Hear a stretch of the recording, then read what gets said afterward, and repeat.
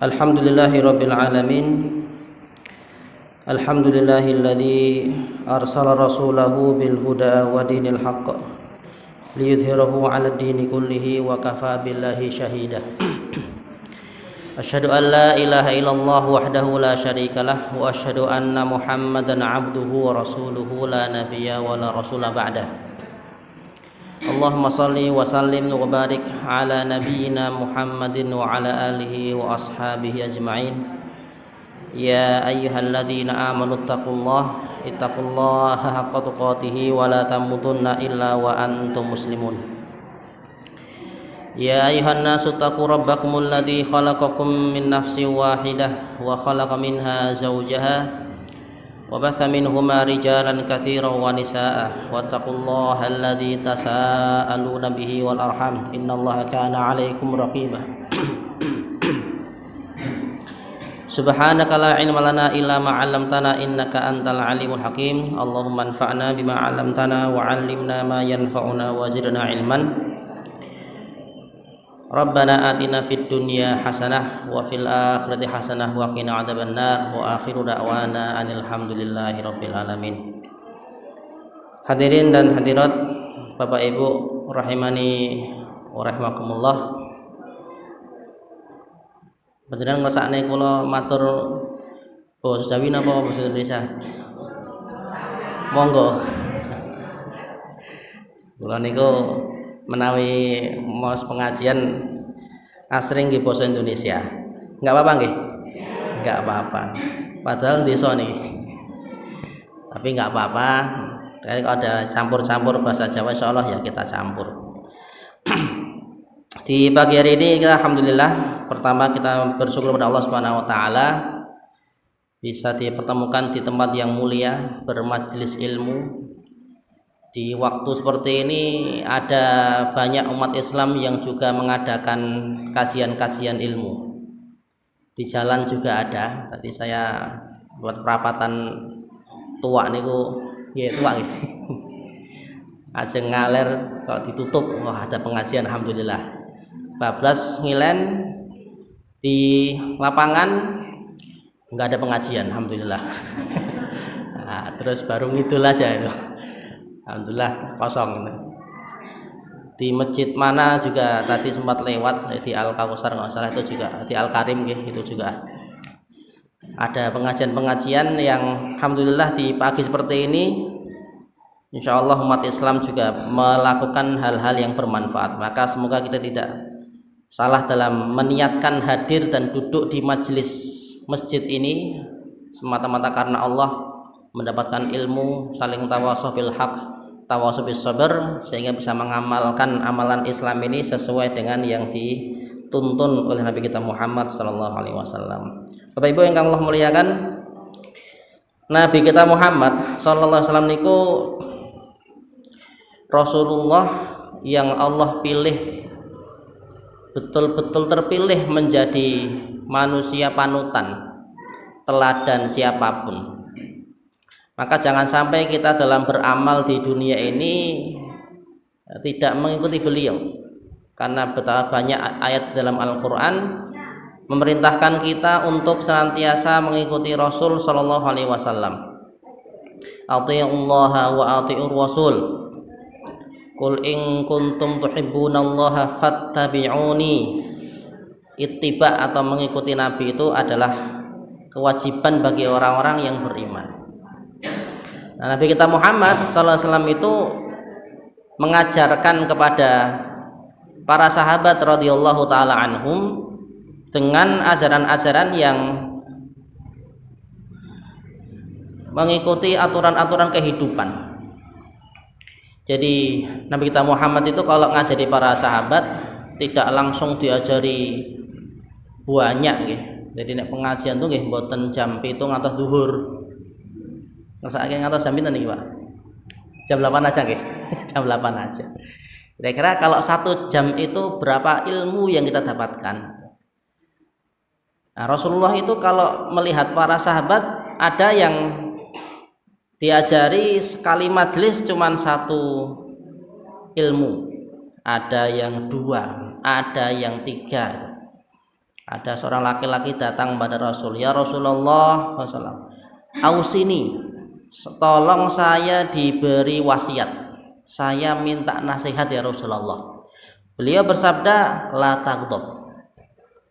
Mas, ampun nesu. Jangan marah. Faraddada miraran faqala la taghdab. Orang itu tanya lagi, "Ya Rasulullah, yang lain ya Rasulullah nasihatnya." Rasul mengatakan, "Jangan marah." Diulang lagi, yang lain, "Jangan marah." Nah, itu berarti satu ilmu tok. Ilmu supaya tidak marah, menahan amarah. Marah dalam perkara-perkara dunia mestinya nggih, karena marah itu juga boleh. Rasul nggih, suatu ketika beliau marah, tapi marahnya beliau itu mesti karena urusan-urusan agama yang dilecehkan, yang dinista itu.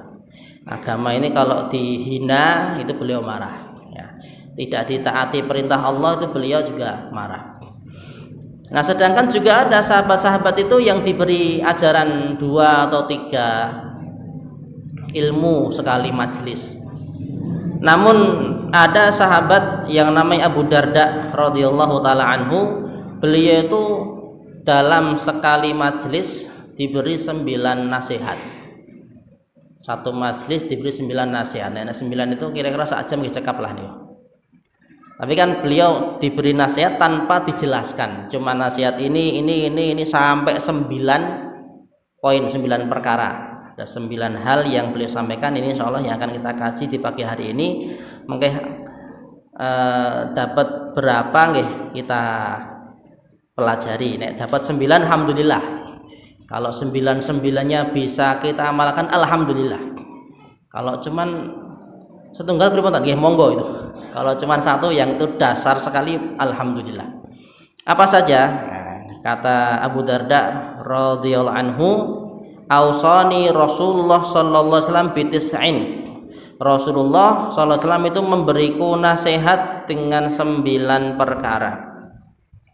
Yang pertama, la tusyrik billahi syai'an wa in qata'ta aw hurrikta.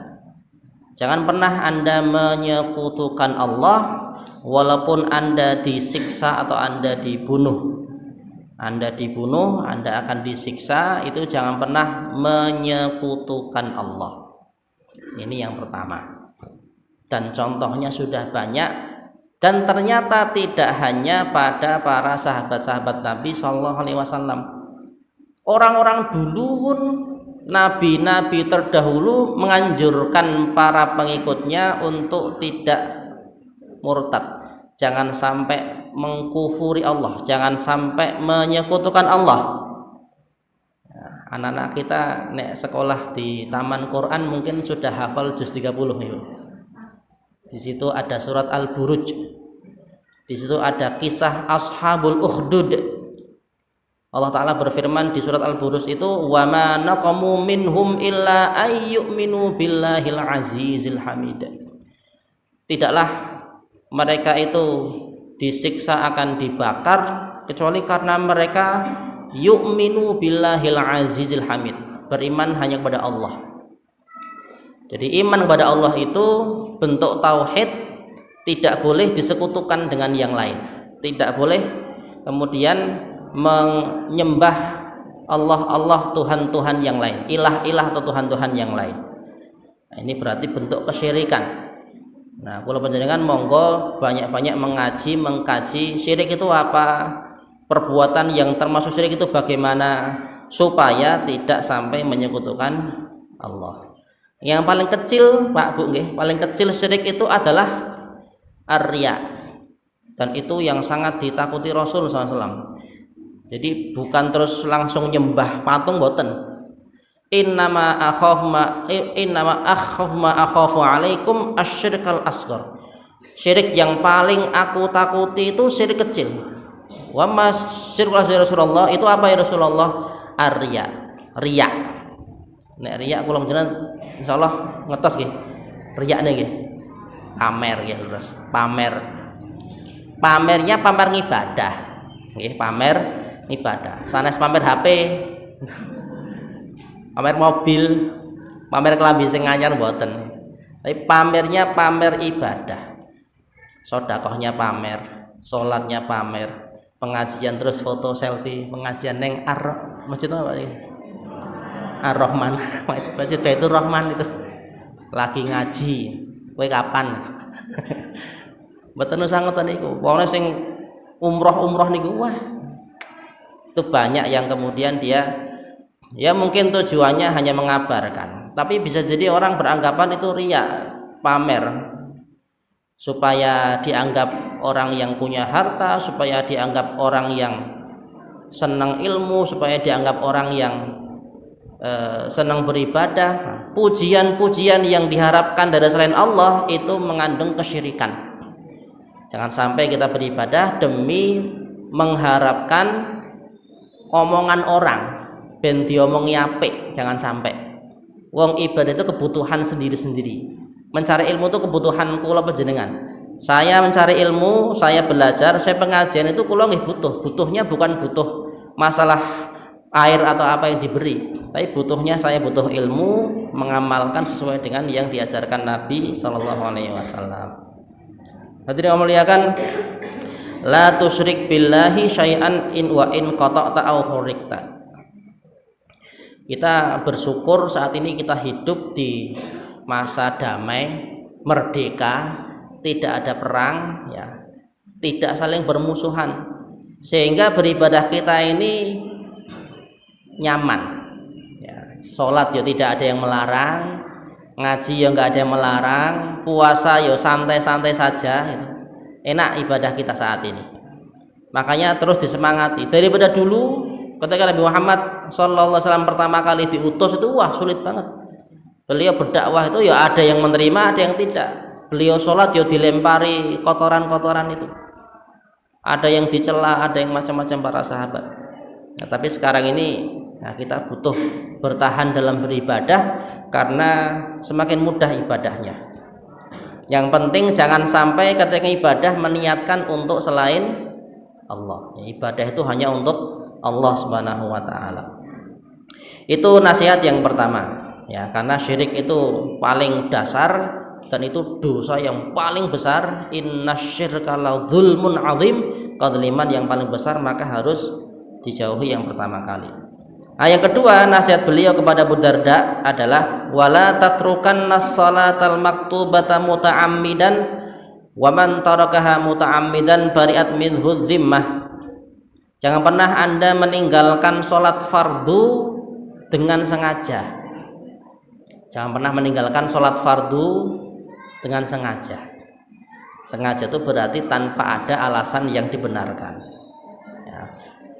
Barang siapa meninggalkan sholat fardu dengan sengaja, maka telah terlepas dari perlindungan Allah. Bari'at min huzzimatullah. Terlepas dari perlindungan Allah. Tidak akan Allah beri perlindungan orang yang meninggalkan sholat dengan sengaja. Kalau laki-laki tidak ada alasan yang dibolehkan. Kalau perempuan tesih wonten, Bu. Napa, Bu? Menawi enten haid, nifas, ngoten nggih, itu masih ada alasan untuk tidak sholat. Bahkan sholat malah dosa. Ya, jadi kalau laki-laki, kalau panjenengan Pak, ini tidak ada alasan meninggalkan sedikit pun sholat itu. Sudah balik itu sudah wajib ya, sampai meninggal tidak boleh meninggalkan sholat sekalipun. Kata Rasulullah berikutnya, karena orang yang meninggalkan sholat wajib dengan sengaja itu telah lepas dari perlindungan Allah. Tidak Allah beri perlindungan. Jadi kalau bekerja mungkin selamat, tapi perlindungannya berkurang. Mungkin akan digoda oleh syaitan-syaitan itu dan tidak berhasil untuk melawan syaitan ketika meninggalkan sholat. Ya. Harta yang dimiliki tidak berbarokah ketika bekerja walaupun selamat kerjaannya, walaupun dapat hartanya, uangnya, gajinya, untung dagangnya. Tapi kalau nggak sholat itu tidak Allah perlindungi, tidak Allah beri perlindungan yang dia dapatkan. Nah, walaupun semua orang itu dapat rahmat Allah. Rahmat Allah itu kasih sayang Allah, ya makannya ya dapat, minumnya dapat, sehatnya dapat. Wong jangankan orang beriman, orang nggak beriman pun dapat kok. Tapi tidak dapat zimmatullah. Zimmatullah itu besok ketika di akhirat Allah tampakkan, Allah berikan dalam bentuk surganya Allah Subhanahu wa taala. Salat kan cuma 5 waktu. Laras nggih. Salat hanya 5 waktu yang wajib itu loh. 17 rakaat. Nek digabungkan jadi satu niku pinten menit tuh? Nah, jenengan men salat niku kira-kira di sini subuh lama atau cepet Pak? Cepet ya? Kulhu terus ya? Nggih, mboten. Kulhu. Salat wajib kulhu 2 rakaat itu kira-kira 5 menit Pak itu. Maksimal, tapi mboten sampai, paling ya cuma 3 atau 4 menit aja satu rakaat itu, enggak lama. Ya kalau satu rakaatnya 2 menit kan 17 kali ya cuma setengah jam. Itu sudah lama. Yang belakang sudah ngasih ngode biar ndang rampung imamnya. Bacanya kelamaan. Itu sholat satu rakaat 2 menit itu sudah lama, apalagi 3 menit, apalagi 4 menit. Wong ada orang Islam tuh yang sholat 23 rakaat cuman 10 menit. Ada yang 11 rakaat 5 menit, 11 rakaat 15 menit, macam-macam tergantung masjidnya. Tapi sholat itu enggak lama. Intinya sholat itu enggak lama. 17 rakaat nek maksimal 1 jam. 1 jam dalam sehari. Padahal hidupnya Allah jamin selama 24 jam. Nah 23 jamnya ngapain saja itu? 23 jamnya mungkin ya ada tidurnya, ada kerjanya, ada pengajiannya, ada makan dan minum, macam-macam. Nah kok cuma 1 jam aja nggak mau sholat atau meninggalkan sholat? Nah, ini kira-kira orang seperti itu mau diberi apa sama Allah nanti? Makanya kita menjaga sholat. Yang jaga, alhamdulillah kalau kita sudah punya umur 40, 50 gitu nggih. Yaitu nanti kita ingatkan saudara-saudara kita. Karena biasanya masih kecil, masih remaja itu masih harus disuruh ya. Ya, pun ibu-ibu ngoten niki insyaallah mboten usah di kon bapak pun anu nggih, otomatis adzan langsung salat. Ngoten ta? Insyaallah nek jamaah Baitur Rahman nah, kula yakin bismillah langsung. Enggak usah disuruh, langsung berangkat masjid atau langsung wudu ketika mendengar adzan. Hidup kita kan jane mau nunggu adzan toh, Pak. Hidup kita tuh sebenarnya nggak cuma nunggu adzan. Nek sudah adzan berkumandang di stop kegiatannya. Jadi subuh adzan bangun sholat. Nah, ini nunggu adzan nih, nunggu adzan zuhur nih. Ini kalau jenengan nunggu adzan zuhur. Nanti jam 8 selesai pengajian terus mau apa? Ya, mau jalan-jalan, car free day. Ya. Jam 9 selesai. Nah, terus pulang lagi ke rumah, nyuci, adzan berkumandang, selesai pekerjaan, sholat zuhur. Pada zuhur ngapain terus? Adzan ngasar, sholat ngasar. Hidup kita hanya nunggu adzan berkumandang. Adzan itu panggilan Allah. Dipanggil adzan itu segera dijawab. Sebelum dipanggil Allah yang sesungguhnya. Ya.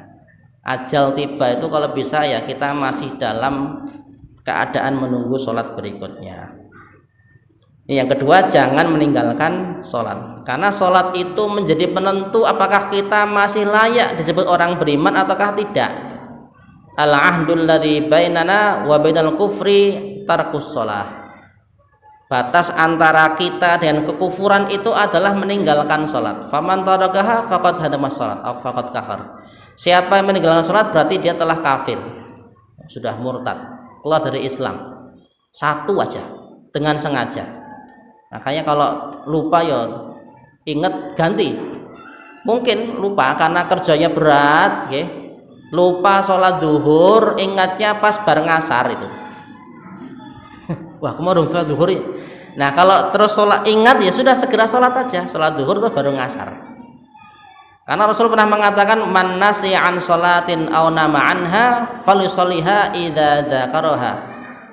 Barang siapa yang tertidur dari sholat atau dia lupa, maka hendaklah dia tunaikan sholat yang tertinggal itu saat dia ingat dan dia bangun.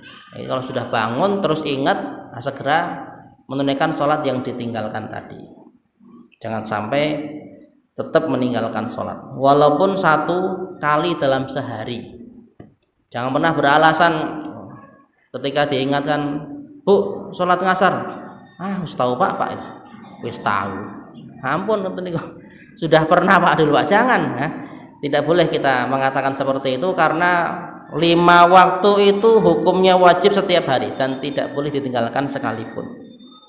Wah, nanti nek pelajaran sholat banyak sekali. Sholat itu pelajarannya tidak hanya kita mengikuti aturan Allah dan Rasulnya, tapi dalam sholat utamanya berjamaah. Wah, itu kita tuh diajari jujur dalam sholat. Kula panjenengan diajari jujur dalam sholat.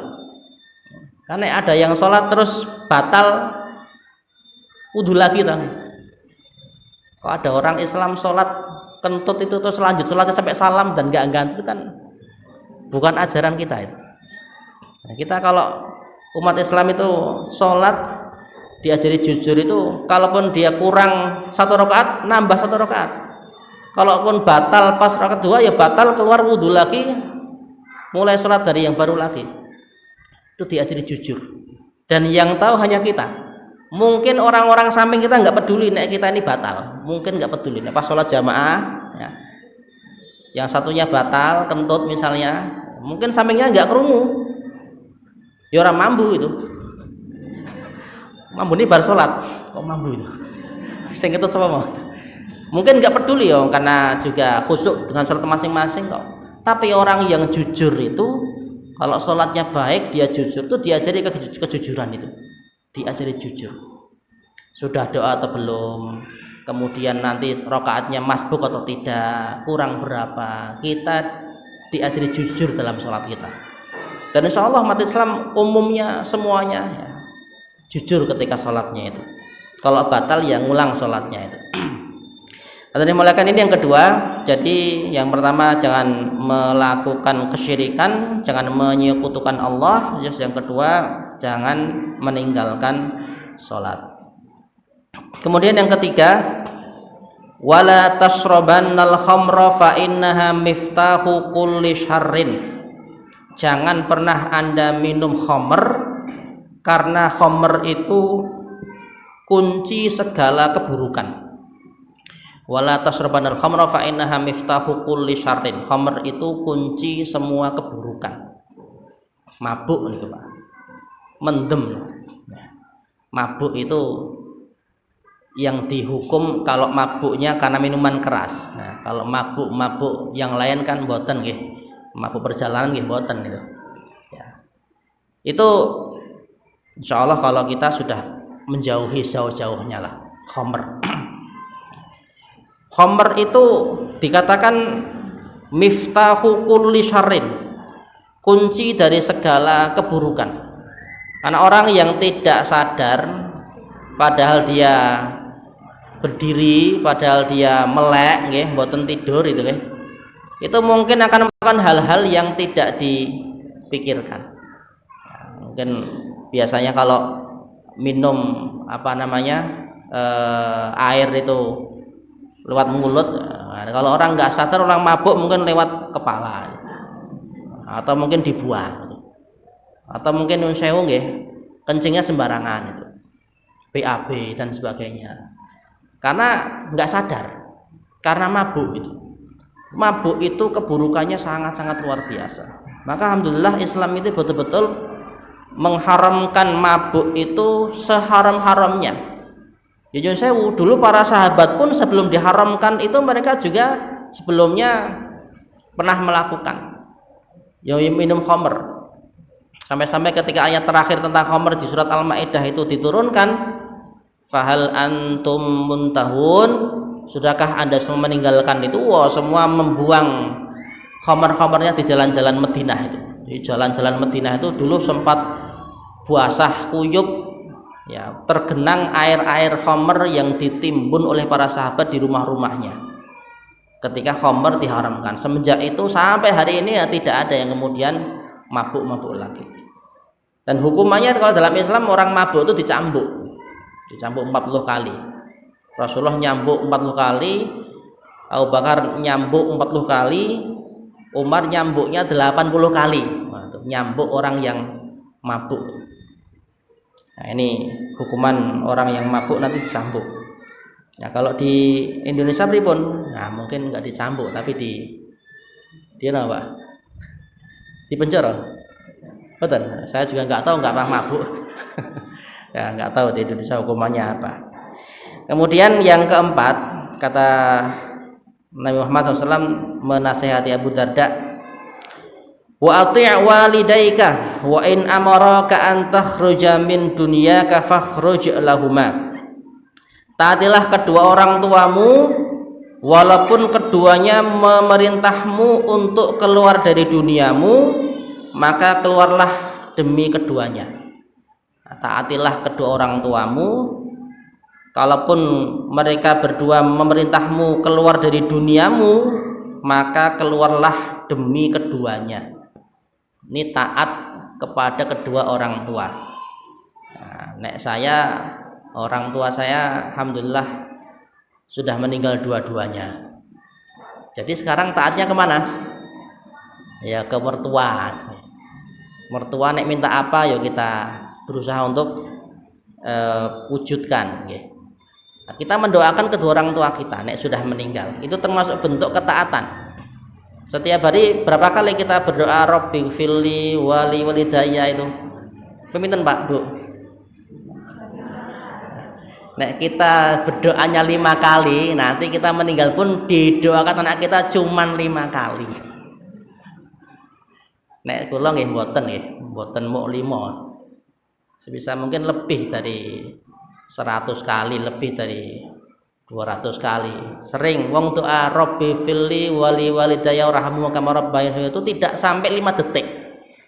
Mengucapkan Rabbi firli wali walidayya warhamhuma kama rabbayani tidak sampai 5 detik. Nah, 1 menit kira-kira berapa itu? Ya 12 kali, 10 kali mungkin. 1 menit bisa 10 kali Rabbi firli. 1 menit. 5 menit 50 kali.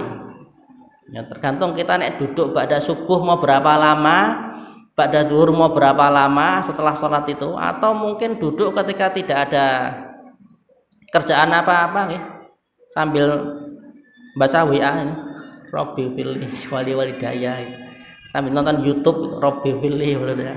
Kan teman-teman nih, nggak apa-apa berdoa ketika melakukan hal-hal yang bersifat duniawi, pekerjaan apa sambil berdoa, sambil istighfar. Gitu, jenengan ngastono apa? Jualan tat, ya sambil jualan istighfar. Ngajar ya, pas nggak ngajar istighfar. Ya pas ngajar ada santri atau siswa ngerjakan tugas ya kita berzikir. Ya. Di kantor ada kerjaan pas lagi longgar berzikir itu. Karena Rasulullah memberi nasihat kita, waj'al lisanaka ratban bi dzikrillah. Jadikan lisanmu itu senantiasa basah dengan zikir kepada Allah. Jadi mentaati orang tua. Yang pertama tidak syirik, yang kedua menjaga sholat, yang ketiga jangan minum khamr, yang keempat mentaati orang tua. Kalau dalam hadis yang lain, taat orang tua itu yang kedua. Maksudnya jangan sampai mendurhakai orang tua. Tapi dalam hadis yang ini dijadikan yang keempat. Terus Rasul mengatakan gini, walaupun seandainya keduanya memintamu meninggalkan dunia, maka tinggalkanlah duniamu itu karena keduanya, demi mentaati keduanya. Nah, ini kalau ini difahami dengan baik oleh kita Pak Bu. Kalau kita tuh wis Mas rasah kerja Mas nganu wae, merawat ibu yang sakit ini. Lah nanti gimana buat makan, buat beli sabun, buat yang lain. Nah, kalau menurut hadis ini, apapun yang kita gunakan untuk mentaati orang tua, selama dapat ridho orang tuanya itu, maka insya Allah akan jamin. Allah akan jamin. Namanya rizki itu kan tidak mesti didapat dengan bekerja. Jadi jangan pernah menganggap nek wis kerja itu rizki, belum tentu. Bahkan ada rizki-rizki yang banyak tanpa bekerja. Jadi ada kisah yang menarik ya, antara Imam Syafi'i dan Imam Malik. Gurunya Imam Syafi'i itu diantaranya namanya Imam Malik bin Anas. Imam Malik bin Anas itu berpendapat gini, pokoknya nek udah rizki Allah tetapkan itu kita nggak usah kerja nggak apa-apa. Rizki itu nggak usah cari, itu Allah yang ngasih, Allah yang ngatur. Itu ngendikane Imam Malik bin Anas. Imam Syafi'i enggak. Mboten to Imam. Mboten to Pak Guru, enggak gitu. Kalau kita mau dapat rezeki itu ya harus bekerja.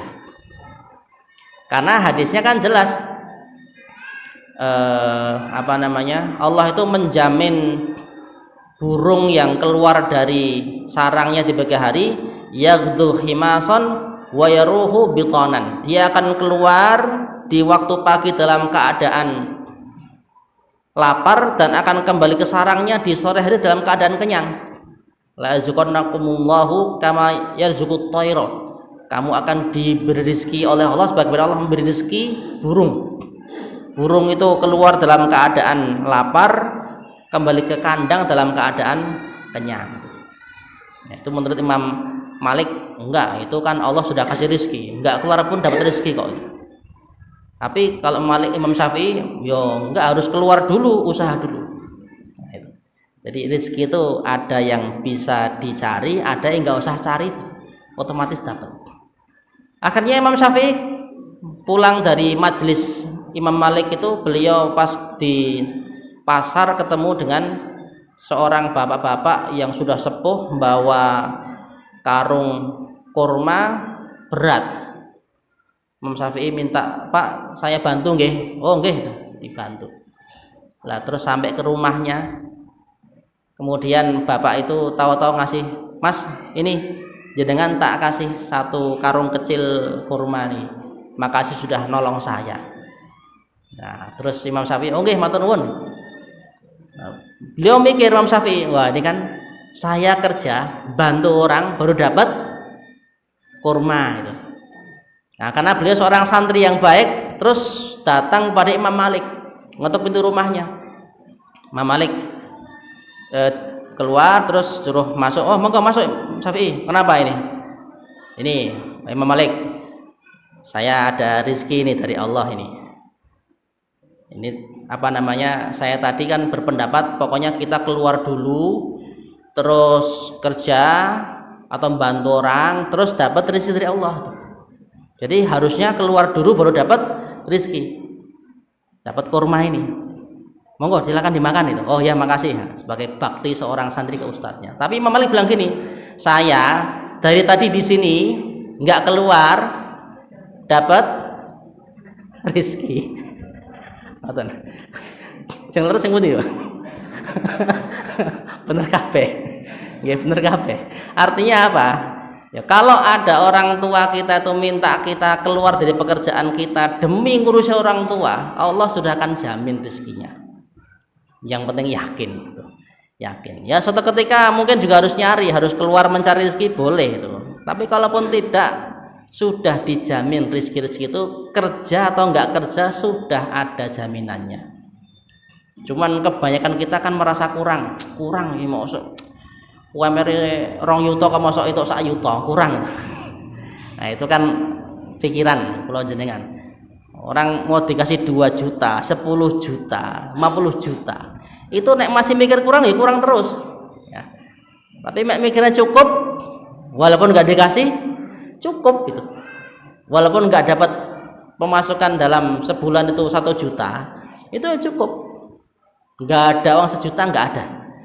Adanya berapa? Adanya beras, minyak, kompor, lengkap semuanya. Mau gampang masak ya mbak itu. Nah, kalau cuman makan seolah mudah. Kalau cuman mandi seolah bisa, minum seolah bisa. Nah, kita ini kalau baca kitab Syama'il Nabi Sallallahu Alaihi Wasallam, kalau menjadi ini termasuk orang-orang yang mungkin lebih dimudahkan dalam urusan dunia. Nabi kita Muhammad itu Pak Bu tidak pernah kenyang lebih dari 2 hari. Tidak pernah kenyang lebih dari 2. Maksudnya bagaimana? Maksudnya dalam hadis riwayat Tirmidzi itu gini. Rasulullah itu nek makan 2 hari. Hari ketiga itu belum tentu makan. Jadi kadang makan sehari, besok enggak makan. Besok lagi makan, besok nggak makan lagi. Kadang makan paling maksimal itu 2 hari. Bisa makan, nek kita sehari 3 kali ya. Nek beliau mungkin dua kali atau 3 kali. Bisa makan penuh sehari itu paling cuma 2 hari. Hari ketiga belum tentu akan makan lagi. Itu beliau dan istri-istri beliau. Karena memang beliau itu bukan orang yang kaya seperti kebanyakan kita saat ini, ya mudah ada terus makanan. Ya. Oleh pengajian makanan terus ngeten iki. Buatan enten di masa Rasulullah itu ya pengajian nggak ada kok makanan seperti ini. Nek ada makan ya ada di bareng-bareng di nampan besar, bareng-bareng makannya gitu. Apa ya nggak apa-apa, ini pengajian terus ya, insyaallah makan terus lagi. Makmur terus kita insyaallah ya, alhamdulillah. Alhamdulillah. Tapi nek kita lihat Nabi kita saja, Nabi kita Muhammad SAW itu tidak pernah kenyang lebih dari 3 hari. Tapi enggak masalah, beliau tuh ya enggak terus wah kok ramangan, itu enggak gitu, enggak ngeluh, tidak terus marah, tidak terus wah kok abot menjadi Nabi. Enggak seperti itu. Disyukuri ya, karena urusan dunia itu tidak begitu beliau perhatikan. Hadirin muliakan, kemudian itu yang keempat mentaati kedua orang tua nggih. Kemudian yang kelima, wala tunazi'anna wulatal amri wa in ra'aita annaka anta. Nah, jangan pernah Anda memberontak kepada pemimpin atau pemerintah muslim walaupun Anda berada di atas kebenaran. Wa in ra'aita annaka anta. Hadirin muliakan, pemerintah yang sudah ditetapkan itu ya kita taati. Jangan terus kemudian nggak taat. Ya, mungkin ngeluh kok saiki pada naik semua harga-harganya, ya ngeluh nggak apa-apa. Diusulkan nggih, kalau bisa monggo. Kalau nggak nerima ya jangan kemudian berontak, melawan, merusak. Karena ketahuilah kalau orang itu ada pikiran melawan pemerintah, memberontak, merusak, itu justru merugikan diri sendiri. Belum tentu pemerintah selanjutnya itu lebih baik, itu belum tentu. Ini makanya ya kita sebagai orang-orang bawah seperti ini mendoakan saja, moga-moga pemerintah kita ini diberikan jalan yang terbaik, dimudahkan urusannya, ngurusi rakyatnya gitu.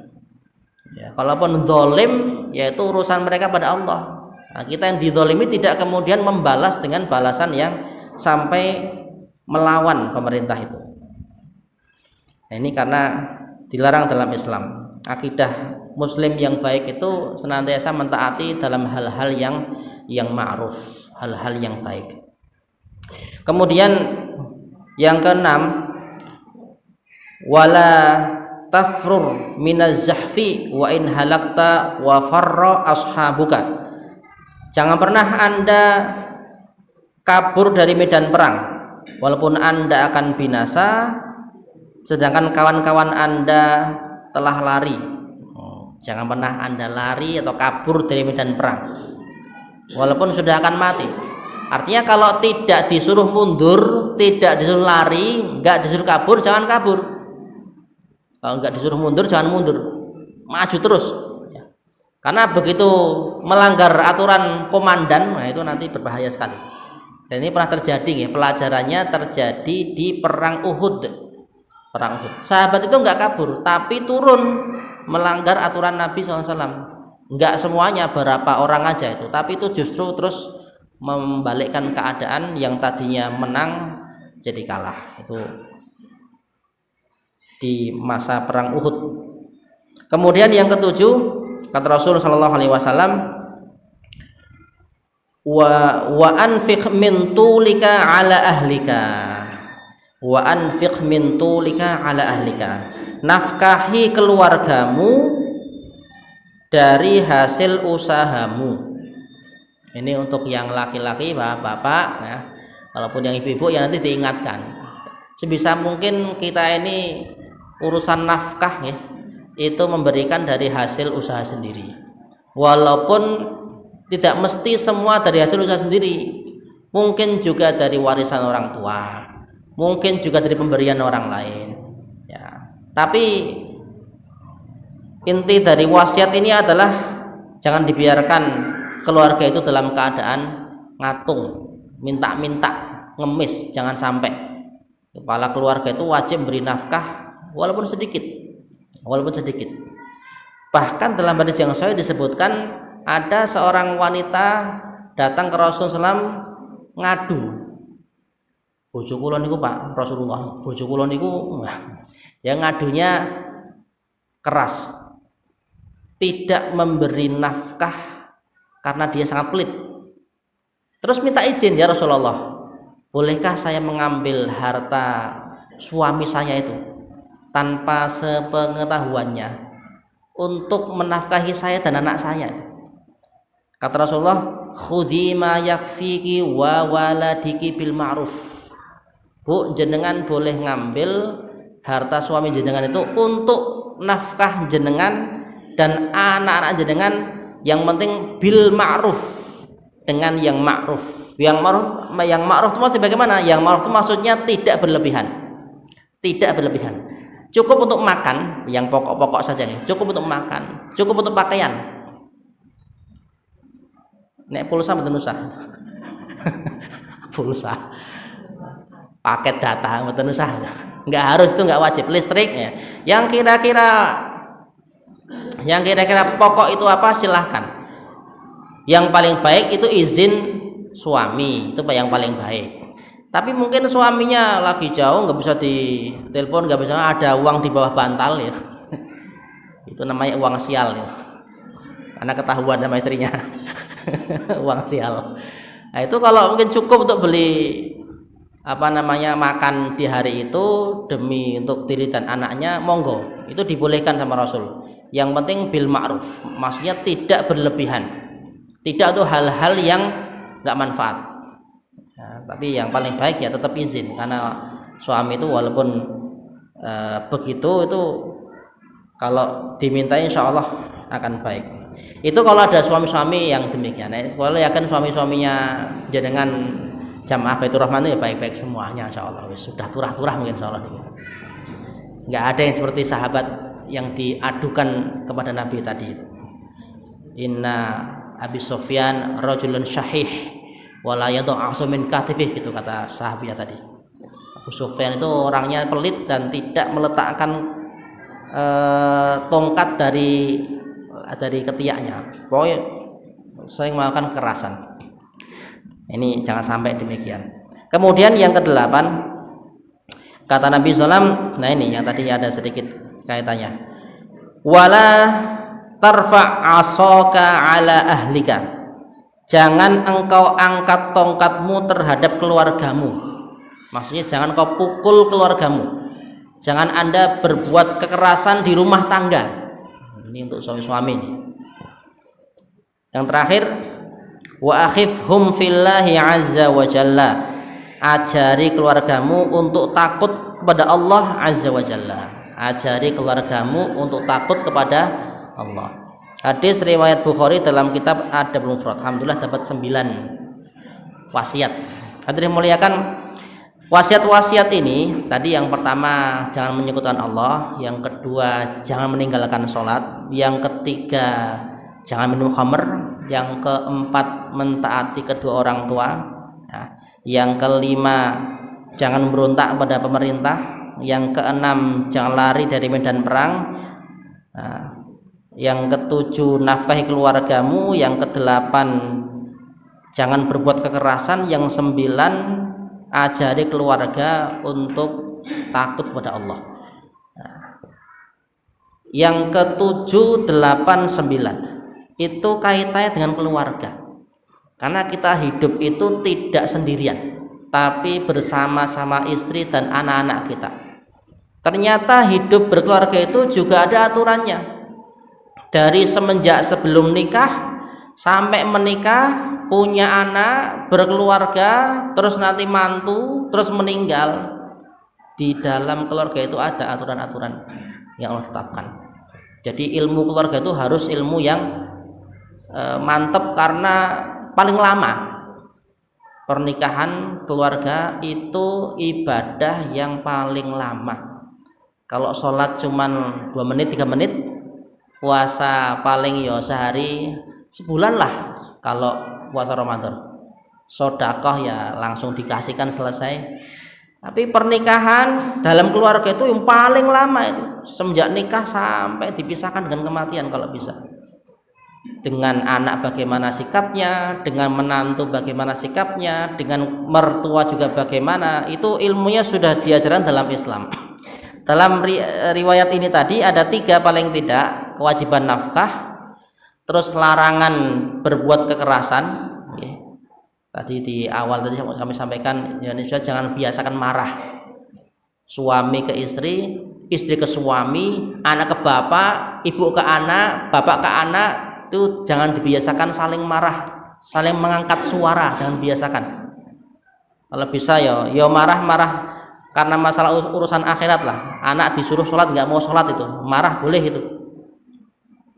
Bahkan boleh mukul lagi. Umur berapa boleh dipukul anak kita naik nggak sholat itu? 10 tahun boleh dipukul. Wadribuhu li'ashrin. Pukul dia kalau sudah berumur 10 tahun. Tapi mukulnya itu bukan karena menyiksa, bukan karena menyakiti, tapi ngajari dia. Marah kita, kok nah dengan sholat tonduk le misalnya. Itu karena urusan akhirat. Nah, tapi yang paling penting itu yang paling akhir malahan. Wa akhifhum fillahi azza wa jalla. Dalam berkeluarga itu ajari anak-anak kita, ajari istri-istri kita, ajari suami-suami kita ini untuk takut pada Allah. Ajari takut pada Allah. Karena siapapun yang sudah takut pada Allah, insya Allah amal perbuatannya nggak akan neko-neko, tidak akan neko-neko. Jadi kalau menjadikan ngetos tiang Arab nih Pak Bu, orang Arab itu kalau ngasih nasihat saudaranya atau keluarganya itu cuma bilang Allah Allah Allah Allah Allah itu. Allah Allah itu, ingat Allah maksudnya, ingat Allah supaya takut Allah. Kalau sudah takut Allah, insya Allah nggak akan berbuat yang macam-macam. Jadi mau ngelanggar sedikit aja sudah nggak berani, karena ingat Allah, karena tahu akibatnya. Ya, ada kesempatan mabuk itu nggak usah lah. Pokoknya pas Ramadan itu ya banyak warung yang masih buka itu, nah, itu pengen mampir, melipir, batal ke posone itu. Itu kalau nggak ingat Allah ya mampir itu. Ya. Kalau ingat Allah, insya Allah enggak. Ingat Allah, insya Allah enggak. Nah, kalau suami-suami ini kerja di luar, nah terus sudah masuk waktu zuhur, itu nek mementingkan pekerjaannya hingga tidak sholat zuhur atau tidak sholat asar, itu mungkin bagi yang tidak ingat Allah. Tapi nek diingetin akan Allah, mas itu, masya Allah, nah, itu diingetin aja. Kalau sudah ingat, insya Allah itu tidak akan pernah meninggalkan sholat, nggak akan pernah melanggar aturan syariat. Nah, menikah. Jadi dalam berkeluarga yang paling utama adalah yang ketiga tadi, itu yang paling terakhir. Akhifhum fillahi azza wa jalla. Nah sekarang ini Bapak Ibu yang memuliakan, alhamdulillah kalau di Solo, ya Solo Raya lah, dimanapun, Sukoharjo atau di Boyolali atau di Karanganyar, usaha-usaha untuk takut pada Allah itu banyak. Di antara nggih taman Quran, rumah Quran. Kenapa kok kita banyak orang-orang di Solo ini mendirikan lembaga-lembaga pendidikan, entah dari tingkat dasar atau tingkat atas gitu, terkait tentang Quran. Jadi kalau kita ngajari anak kita Quran, minimal menghafal dulu aja lah. Menghafal Quran itu usaha kita untuk takut Allah Subhanahu wa taala. Kok bisa ya nggih? Nah, karena Quran itu kalau dibaca itu jangan sampai salah itu nanti diingetin, ditegur ya. Al-Fatihahnya yang benar bagaimana, terus juz amma misalnya, An-Nasnya gimana baca yang benar, Al-Falaknya gimana baca, terus An-Naba'nya gimana, terus semua surat itu kalau dibaca dengan benar berarti itu sudah memenuhi haknya Allah, haknya firman Allah, haknya Al-Quran. Menjaga Quran itu kalau sampai salah diingetin supaya dia takut Allah Subhanahu wa taala. Ya sekali lagi, Quran itu yang kita baca itu juga melatih kita untuk jujur. Jujurnya bagaimana? Jujur mana yang panjang, mana yang pendek, mana yang dengung, mana yang tidak. Karena bahasa Indonesia kan mboten enten panjang pendek nggih. Kecuali pas nyanyi itu.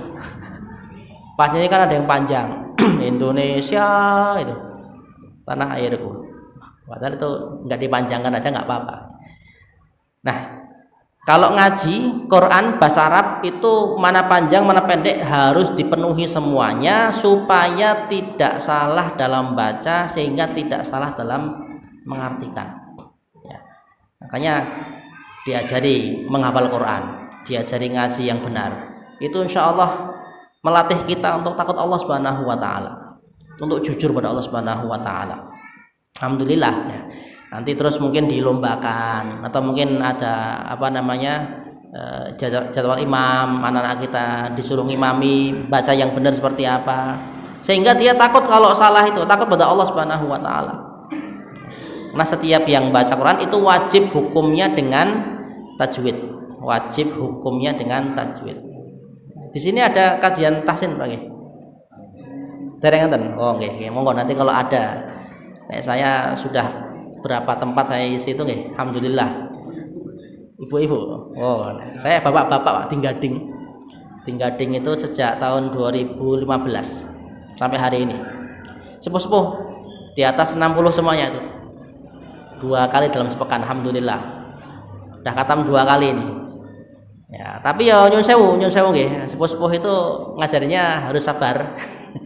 Jadi sekarang diajari, besok balik lagi itu sudah biasa. Ini Pak, candle. Oh nggih. Besok muter candle itu. Ngulangi lagi ya. Alhamdulillah. Enggak apa-apa, yang penting datang mengajar itu menyenangkan sekali. Nah, kita ngajari bagaimana supaya panjang, mana pendek, kapan berhenti, kapan lanjut, kapan dengung, kapan tidak. Nah, itu kita berlatih terus ya. Saya juga berlatih terus untuk membaca Quran itu supaya benar terus itu. Jadi kalau enggak berlatih dan tidak disimak, nah itu benar terus. Ya, karena ada bapak-bapak itu yang saya isi pengajian, pun Pak sudah ngaji enggak? Nih dengan teng griya nggih ngaji. Yo tat ngaji terus tat. Tapi bener sedaya ya. Nah itu. Nek mboten enten sing ngeleke nggih, kabeh bener. Iya betul. Kalau enggak ada yang nyimak semua dianggapnya benar. Mboten nek disimak nanti tahu mana salahnya mana. Nah, anak-anak kita umur mungkin berapa tahun itu insyaallah sudah banyak benarnya malahan karena diajari di sekolah. Di sekolah-sekolah Islam, SD, TSD, atau TKIT, atau SMP, atau pondok-pondok, atau madrasah-madrasah itu diajari ngaji yang benar, ngapalkannya banyak, ya, supaya kenal Allah Subhanahu wa Ta'ala, menjaga Quran. Kan nanti diajari adab membaca itu seperti apa, terus bersuci misalnya, terus pelan-pelan, enggak gerusa-gerusu, terus membacanya juga tenang itu supaya anak kita kenal Allah Subhanahu wa Ta'ala.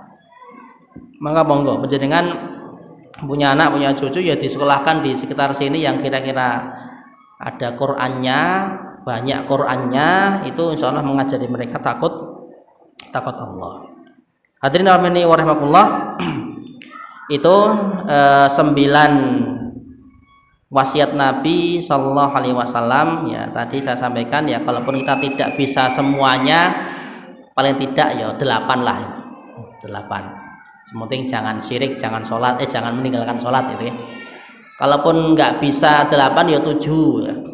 Yang masih punya orang tua ya kita, kan nggak ada perang tadi ya, belum ada perang ini, nggak ada perang. Kan tadi ada larangan jangan kabur dari medan perang itu, jangan kabur dari medan perang itu mungkin kapan lah kalau ada perang. Tapi kalau ini dialihkan ke yang lain Pak Bu. Jangan kabur dari medan perang. Misalnya kita anggap pekerjaan kita itu perang itu. Kita anggap kita kerja itu sedang berjihad. Kita belajar itu kita berjihad. Ya, karena belajar menuntut ilmu juga jihad. Maka jangan sampai kabur dari tempat menuntut ilmu. Ya, belirit mundur pulang gitu. Kalau bisa enggak itu. Atau pas kerja belum waktunya pulang duluan. Ya. Kalau bisa selesaikan. Kalaupun harus pulang, izin kepada juragan, izin kepada pimpinan itu. Pak nyun saya belum bisa lanjutin, saya tak pulang dulu. Ya monggo silahkan. Kalau diizinkan. Ya. Karena pekerjaan apapun itu jihad fisabilillah. Kalau kita niat mencari nafkah, itu ada unsur jihad fisabilillah. Belajar pun jihad fisabilillah. Ya. Belajar ilmu itu jihad fisabilillah. Jadi jangan sampai kabur dari tempat kita menuntut ilmu. Kemudian di sini juga menunjukkan bahwasanya Nabi kita Muhammad SAW itu adalah pengajar yang terbaik. Nah, beliau itu mengajar yang terbaik itu berarti kapan atau bagaimana kita mengajar sebisa mungkin mengikuti beliau, cara-cara mengikuti beliau. Kalau kita punya anak kita tuh sepertinya kok mampu menerima ilmu yang banyak, monggo dikasih banyak-banyak. Tapi nih kita lihat ini si Jiloro ya kangelan, ya sudah dikit-dikit. Ya tadi Rasulullah tuh ngajari sahabat, ada yang kadang dikit-dikit, ada yang kadang agak banyak, ada yang banyak sekaligus. Lihat Abu Darda ini mampu menerima banyak ilmu sekaligus, maka langsung diberi 9 wasiat. Semoga kita dimudahkan Allah Subhanahu wa taala untuk mendapatkan wasiat Nabi ini ya, dan dimudahkan untuk beramal dan sampai meninggalkan dunia dalam keadaan Islam sehingga mendapatkan janji Allah Subhanahu wa taala berupa surga yang kelak di akhirat. Aku qouli hadza wa astaghfirullah li wa lakum. Kami kembalikan kepada Pak Tanto. Assalamualaikum warahmatullahi wabarakatuh.